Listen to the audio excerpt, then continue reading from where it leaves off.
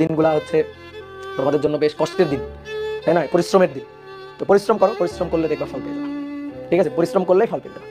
ধরো বুয়েট কুয়েট রুয়েট চুয়েট ইঞ্জিনিয়ারিং, ধরো এই যে চারটা আছে, তো এই চারটার মধ্যে যতগুলা সিট আর কি, যতগুলা সিট, এই সিটগুলোর মধ্যে একটা খুব ভালো সাবজেক্টে একটা সিট নিজে দখল করা এমন আহামরি কঠিন কাজ না।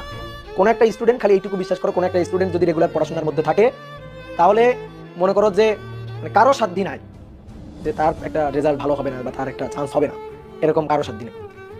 তো তুমি যদি রেগুলার পড়াশোনা করো, রেগুলারিটি মেনটেন করো, ঠিক আছে? অনেক সময় হয় কি, মানে খুবই অপ্রিয় বাস্তব কথা, সত্যি কথা হচ্ছে, ধরো অনেক সময় আমি দেখি অনেক স্টুডেন্ট ধরো চান্স পাওয়ার মতো, চান্স পাওয়ার যোগ্য, আমি অবাক হই চান্স পাই। তোমার কর্তব্য, কারণ তোমার ভালোর জন্য তোমার এই কাজটা করতে হবে। তো শুধু শুধু ধরো যে বেশি দৌড়াদৌড়ি না করে তোমার যেটা দরকার, যতটুকু পড়ার দরকার, পড়াটা নিজের মতো করে গুছাই নিবা। অনেক স্টুডেন্ট আমি জানি, তোমাদের মধ্যে এরকম অনেক স্টুডেন্ট আছে যাদের ধরো পড়াটা কেমন হচ্ছে, যে ধরো একটা অধ্যায়, ভেক্টর অধ্যায়ের দুটো টপিক পড়া হচ্ছে ভালোভাবে, তিনটা টপিক বাদ যাচ্ছে। অমুক আর একটা অধ্যায়ে দুটো টপিক পড়া হচ্ছে, অমুক টপিক বাদ যাচ্ছে, এরকম হচ্ছে। ধরো কি হচ্ছে, অফলাইনে একদিন এখানে ক্লাস করতেছো, পরের 2 দিন আবার যাচ্ছ না, অনলাইনে আবার এই ক্লাসটা করতেছো, পরের 2টা ক্লাস করতেছো না, গ্যাপ পড়ে যাচ্ছে।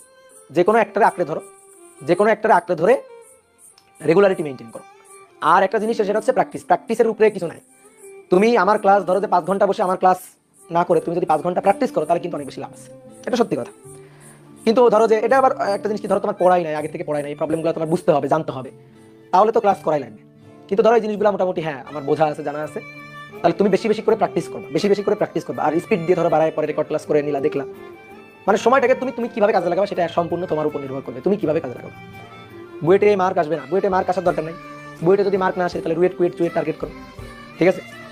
বুয়েট, হ্যাঁ সবার সবার প্রথম স্বপ্ন থাকে বুয়েট, তাই না?